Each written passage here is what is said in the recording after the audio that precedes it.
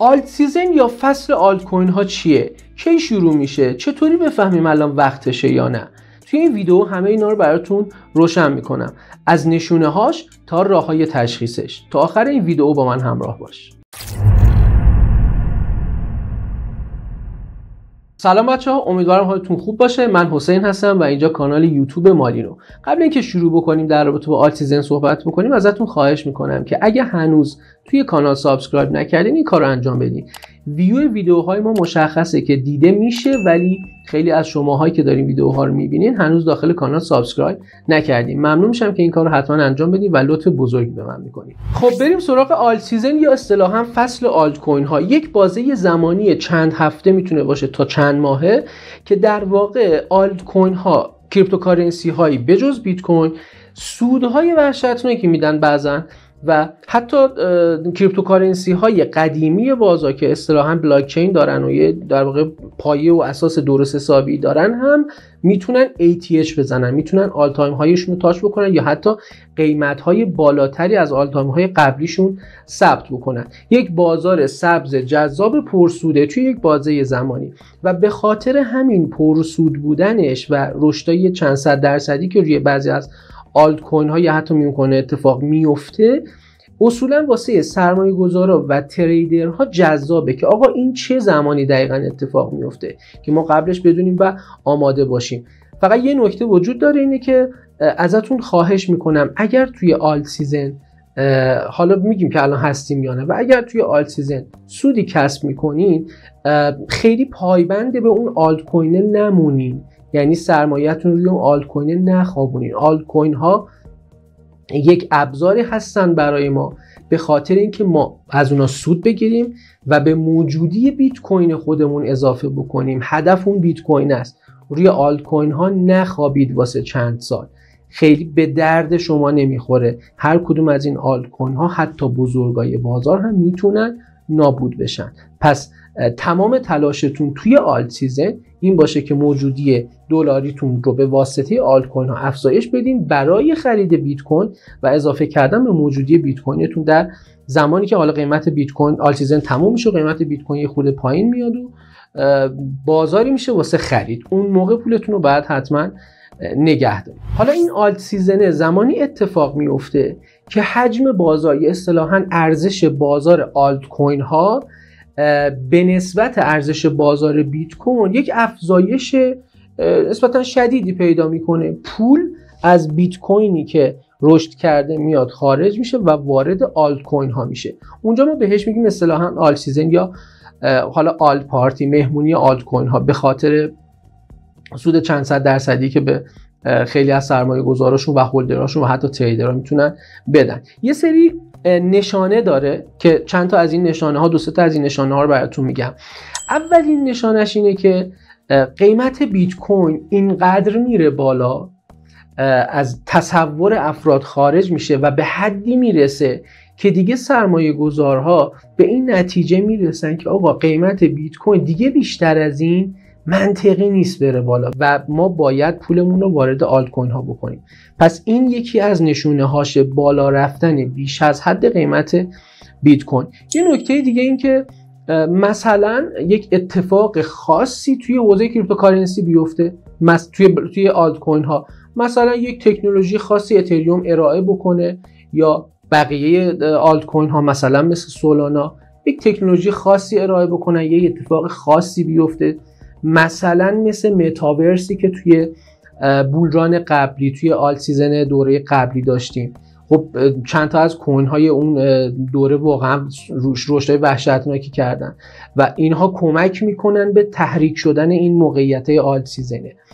یه نکته دیگه که ممکنه اتفاق بیفته و باعث آلت سیزن بشه اینه که یک اتفاقی، یک رخدادی توی دنیا، توی اقتصاد بیفته یا مثلا قانونگذاری خاصی اتفاق بیفته که باعث بشه کریپتوکارنسی ها محبوب بشن. دقیقاً مثل اتفاقی که همین یکی دو ماه اخیر افتاده. آقای ترامپی که خیلی حامی کریپتو شده بود این چند وقت اخیر، میشه رئیس جمهور، میاد در واقع رئیس جدید SEC رو تعیین میکنه، افرادی رو میاره داخل کابینش که اینا افراد دوستدار کریپتوکارنسی ها هستن و اینها همه میتونه این نشانه ها رو در واقع تقویت بکنه. حالا بریم سراغ این که ببینیم دقیقاً از لحاظ تکنیکالی چه اتفاقی میفته که آلت سیزن رخ میده. ببینیم بچه‌ها به شکل کلی 4 تا اتفاق اگه به صورت همزمان رخ بده توی بازار، ما میفهمیم که یا توی آلت سیزن هستیم یا در واقع شرایط آلت سیزنی داره فراهم میشه. اولیش بالا رفتن قیمت بیت کوین و مدام ATH زدن بیت کوین، چیزی که ما داریم تجربهش میکنیم. چند ماه قبل اومدن در واقع انتخاب شدن آقای ترامپ و این داستانای انتخابات و حمایت ترامپ از بازار رمز ارزها و این داستانا، ما دیدیم که قیمت بیت کوین مثلا حدود 40 50 60 هزار دلار بود و الانی که دارم باهاتون صحبت میکنم مثلا قیمت بیت کوین 100 هزار، بالای 100 هزار دلاره، 104 هزار دلاره و دیدیم که این مدت مدام بیت کوین داره ATH میزنه، قیمتای بالاتر رو داره به خودش میبینه. پس این میتونه یه نشونه باشه برای آلت سیزن. اینو بذاریمش کنار. گزینه اول بود. گزینه دوم توتال تو و توتال تیری، یعنی افزایش توتال تو و توتال تیری. توتال تو در واقع ارزش کل مارکت کریپتوکارنسی بجز بیت کوینه و توتال تیر ارزش کل مارکت کریپتوکارنسی بجز بیت کوین و اتریومه که ما به وسیله این دوتا شاخص میتونیم بفهمیم که پول از بیت کوین اومده توی آلت کوین ها و از آلت کوین ها، مثلا از آلت کوین های توتال تو که در واقع اتریوم هم جزشون میشه، رفته مثلا توی توتال تیری ها، یعنی کوین هایی که در واقع مارکت کپ های پایین تری دارن، توکن هایی که مارکت کپ های پایین تری دارن. و افزایش توتال تو و توتال تیری که ما میتونیم توی تریدینگ ویو در واقع اون رو چک بکنیم که حالا خود جلوتر نشونتون میدم، میتونه برای ما یک هینت مثبتی باشه.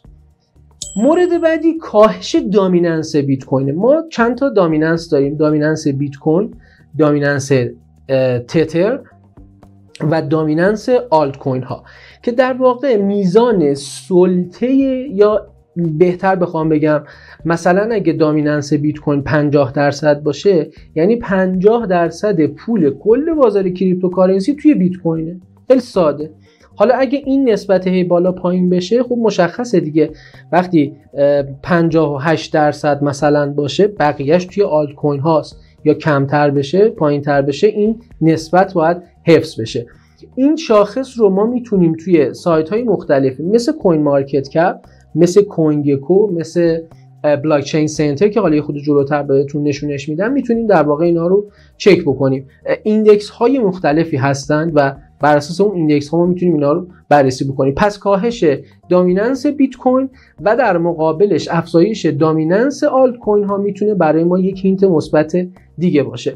و گزینه آخر کاهش دامیننس تتره.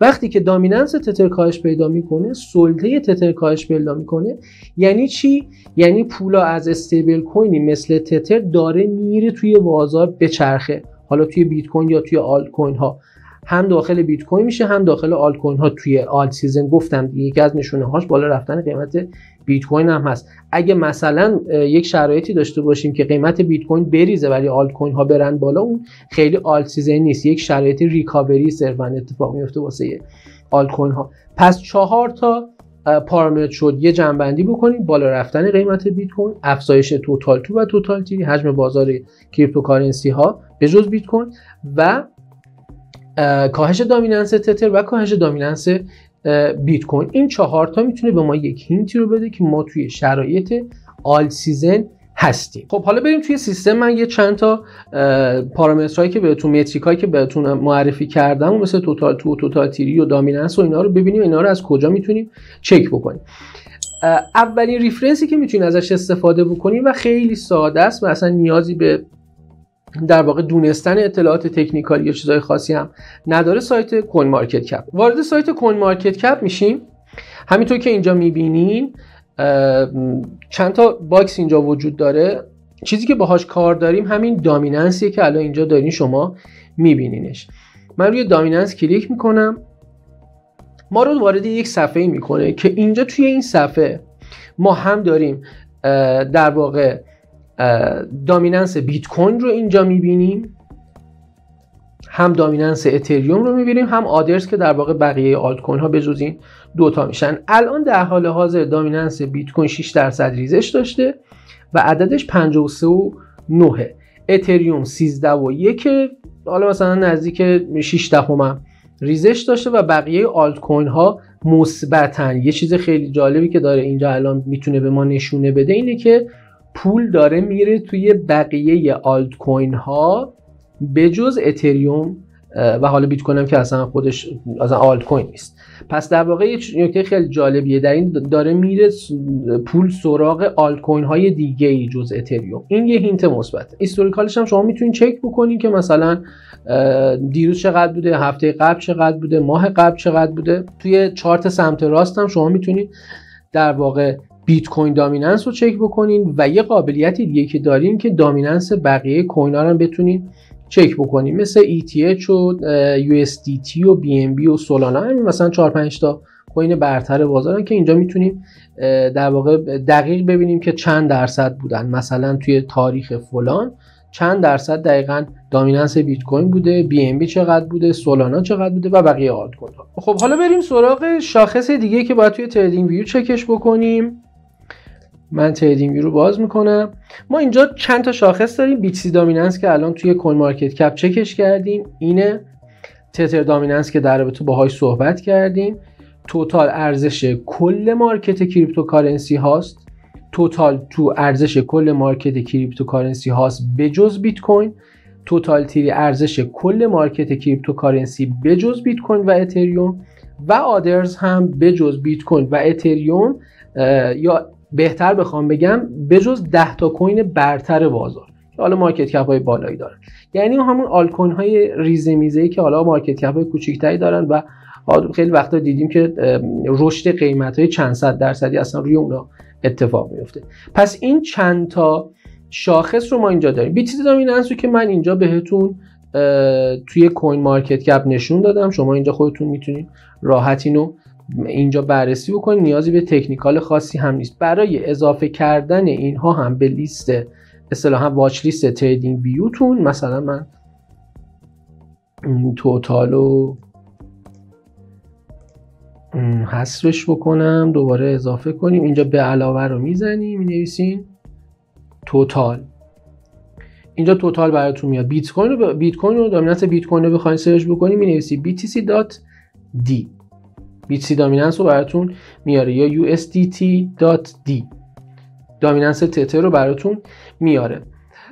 پس این شاخص ها رو اینجا میتونین اد بکنین و چک بکنین. مثلا الان بریم یه دقیقه چارت بیت کوین دامیننس بیت کوین رو چک بکنیم. خیلی جالبه که این ریزش شارپی که اینجا اتفاق افتاده، بخوام بهتون بگم رشد این چند وقته 2-3 هفته‌ای آلت کوین ها که خیلی از آلت کوین ها ذره چند صد درصدی قبلشون رو تونستن در واقع جبران بکنن به واسطه ریزش همین دامیننسی هست که شما دارید اینجا میبینید. قیمت بیت کوین رشد پیدا کرده ها، ولی اینجاها دامیننس بیت کوین هم ریزش پیدا کرده. پس وقتی که گفتیم دامیننس ریزش پیدا بکنه، بازار آلت کوین ها بهتر میشه. بریم مثلا دامیننس تتر هم چک بکنیم، ببینید دامیننس تتر هم همین اتفاق براش میفته، میبینید ریزش پیدا کرده. چرا؟ چون پول از تتر اومده تبدیل شده به مثلا بیت کوین یا آلت کوین های نشونه مثبتی هست برای آلت سیزن. حالا همه اینها اگه تکنیکالی نمیتونین اینا رو بررسی بکنین، روی چارت یا اطلاعات فنی تکنیکالی ندارین، خیلی راحت ما میتونیم بریم سراغ خود کوین مارکت کپ و توی کوین مارکت کپ اینجا یک گزینه‌ای داریم به اسم آلت کوین سیزن ایندکس یا در واقع آلت سیزن ایندکس. خب اینجا من کلیک میکنم، اینجا یک شاخص اینجا براتون قرار داده، میگه که 82 تا از 100 تا کوینی که من دارم به عنوان کوین مارکت کپ دارم بررسیش میکنم که 100 تا کوین اول لیست خودم کوین مارکت کپ هست، میگه چیه؟ میگه اینها توی این بازه زمانی تسلطشون به نسبت بیت کوین بیشتر بوده، سلطه بیشتری به نسبت بیت کوین داشتن. یعنی 82 تا ارز مثلا توی بازه 90 روز پرفورمنس یا عملکرد بهتری به نسبت بیت کوین داشتن. مثلا بیت کوین مثال میزنم 2% رشد کرده، اینا 10% رشد کردن، مثال میزنم. اینجا حالا شما میتونین دیروزش رو ببینین، هفته قبلش رو ببینین، ماه قبلش رو ببینین و توی چارت سمت راست میتونی بر اساس بازه زمانی هم خودتون سورت بکنی. مثلا 7 روزه گذشته، 30 روز گذشته، 90 روز گذشته. حالا یه خورده بیایم پایین‌تر جالب‌تر میشه. میگه که توی 100 تا کوینی که در واقع گفتم اول لیستشه، از نظر پرفورمنسی توی 90 روز گذشته این میزان پرفورمنس بهتری رو ثبت کردن. مثلا ویچوال که اصلا ترکونده این چند وقته، یا پینات که اگه اشتباه نکنم روی سولانا بود، حالا مطمئن نیستم، بذارید میتونیم چکش بکنیم. بله روی میم کوین روی سولانا و رشد چند صد درصدی این چند وقته داشته، 2562% رشد داشته. و حالا آلت کوین های دیگه مثلا سویی هم خیلی رشد داشته، CRB هم رشد داشته، سند و مانا که از متاورس قبلی به خاک سیاه نشسته بودن اینا برگشتن و FTM رشد خوبی داشته. و حالا آلت کوین های دیگه بر اساس رشدی که داشتن اینجا میبینید همشون رو میتونیم در واقع لیستشون رو ببینید. بیت کوین هم این وسط هاست دیگه و یه سری رمزارزان به نسبت بیت کوین خب پرفورمنس کمتری داشتن، مثلا سولانا، مثلا اتریوم، مثلا به نسبت رشدی که بیت کوین کرده هنوز میگن که اتریوم رشد آنچنانی که باید اتفاق براش بیفته نیفتاده. پس میشه گفت که امید هست مثلا اتریوم توی چند وقت آینده بتونه رشد خوبی داشته باشه. مثلا BNB و تان و اینا هم اینجا هست و این باز یک شاخص کلی هست برای آلتیزن که شما میتونید تشخیص بدید توی آلتیزن هستیم یا نه. بریم یک سایت دیگه هست به اسم بلاکچین سنتر که این هم برای خودش یه ایندکس دیگه ای داره، یک شاخص دیگه ای داره، یک متریک و معیار دیگه ای داره برای تشخیص آلتیزن. بیایم یه خورده پایینتر، اینجا اینا رو لیستشون کرده، میشه قشنگ همشون رو دید بر اساس رشدی که داشتن. این 50 تاشو بررسی کرده، 50 تاشو توی 90 روز گذشته بررسی کرده و اگه ببینیم که کلن 86% خب ما دیگه خیلی از رگ گردن آلتیزن بهمون نزدیکتره واقعا تو این شرایط، یا یه چیزی شبیه آلتیزن الان هستیم، ابتداش میتونیم باشیم و من بعید میدونم که این آلتیزن بخواد خیلی سریع تموم بشه، به خاطر اینکه ما توی این 1-2 سال گذشته از لحاظ بازه زمانی خیلی معطل شدیم که به رشدهای بالایی برسیم. یعنی اصلاح‌های زمانی بیشتری رو تجربه کردیم تا اصلاح‌های عمیق قیمتی و من فکر میکنم که آلتیزن هم میتونه یه خورده طولانی تر باشه به نسبت اصلاحاتی که داشتیم. به نظر من آلتیزن یک فرصت مناسبه برای اینکه شما چند تا کار انجام بدید. اولیش این که یک سود اصطلاحاً توپلی از بازار ببرید، یک سود خوبی از بازار بگیرید، حالا یا ببرین بزنین به زخم زندگیتون یه چیزی باش بخرین حالش رو ببرین، یا اینکه رشد آلت کوین هایی که خریدین و اتفاق افتاده رو تبدیل به تترش میکنین، صبر میکنین، بازار بیت کوین یه خورده بخوابه، یه خورده اصلاح بده و اونجا بتونین پله‌ای به بیت کوین های خودتون اضافه بکنین. اینکه شما یک سری آلت کوین رو روی توی آلت سیزن بخرید یا قبل آلت سیزن بخرید و روش بخوابین چند سال بخواید بمونید، من پیشنهاد نمی‌کنم بهتون. آلت کوین ها حالا به جز اتریوم آلت کوین هایی نیستن که شما بخواید چندین سال منتظر اونها باشین. سولانایی که مثلا 200 خورده دلار توی بولران قبل رو تجربه کرد به $20 هم توی این چند سال اخیر رسید. پس میبینیم که درصدهای ریزش میتونه چقدر زیاد باشه. یادتون نره اگر سودی از آلت سیزن کردین، سودتون رو یا خارج بکنین، برین حالش رو ببرین، برین مثلا PS5 واسه خودتون بخرین، برین ماشین بهتر بخرین، برین یه کار باحالی بکنین که بهتون انرژی بده، یا اینکه پولتون اگه میخواین توی کریپتو نگه دارین، صبر کنین بیت کوین بریزه و روی بیت کوین ها در واقع خرید بزنین، موجودی بیت کوین خودتون رو اضافه بکنین. طلای اصلی توی این بازار بیت کوینه، نه آلت کوین ها. یه سری نکاتی اینجا مد نظرم هست، اینا رو بهتون بگم. توی آلت سیزن همین الان همچنان میشه گفت که فرصت هست، ما هنوز نرسیدیم به اون هایپ رشدای چند صد درصدی خفن. اگه هنوز سبدی برای خودتون نبستین، چند تا نکته دقت بکنید. یک، سبد متنوعی به نسبت داشته باشین از کاتگوری های مختلف مارکت، حداقل یه دونه رو داشته باشین. اولی که مثلا 20 تا 30 تا کوین نریم بخریم بریزیم توی سبدتون. خب نهایتا 7 تا 8 تا حد اکثر دیگه 10 تا بیشتر نداشته باشین و از کاتگوری‌های مختلف انتخاب کنید. در واقع اونهایی رو برین سراغش که رشدای همچنان زیادی هنوز نکردن و امید به رشد براشون بیشتره. حتما توی بازه زمانی آلت سیزن قبلش و بعدش پیگیر اخبار و اتفاقات و چیزای فاندامنتالی حتما باشین، به خاطر اینکه یهو می‌بینیم مثلا دوره قبل یه چیزی مثل متاورس هایپ میشه و رشدای خیلی خیلی وحشتناکی اتفاق میفته، مثل اتفاقی برای اکسی اینفینیتی افتاد، برای سند مانا و همین توکنای متاورسی افتاد.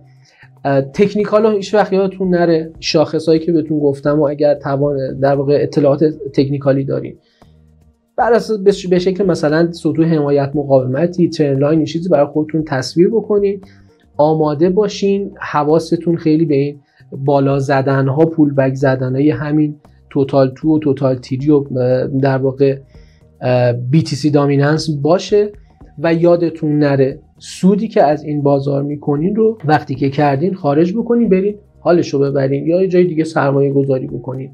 این خوابیدن روی آلت کوین ها، نگه داشتنشون برای سالیان دراز هیچ استراتژی درستی نیست. هولد یک زمانی داره، شما باید سودتو بگیری و خارج بشی. آلت سیزن یک تیغ دولبه است، همونطور که میتونه به شما سود بده همینطور میتونه به شما ضرر هم بده. توی انتخاب کردن سبدتون، کوین های داخل سبدتون حتما مراقب باشین و با اطلاعات و تحقیقات اونها رو خرید بکنید و نگهداری بکنید و امیدوارم که بتونید یک آلت سیزن باحالی رو تجربه بکنید. خیلی ممنونم از اینکه همراه من بودین. مجددا میگم اگه کانال رو سابسکرایب نکردین حتما سابسکرایب بکنید. پیج اینستا ما رو حتما دنبال بکنید. ما یک چالش 30 روزه رو شروع کردیم. یک هفته ازش گذشته تقریبا. هر روز داریم یک اصطلاح کریپتوکارنسی رو بهتون یاد میدیم و در رابطه باهاش صحبت میکنیم. خیلی ممنونم. خدا نگهدارتون.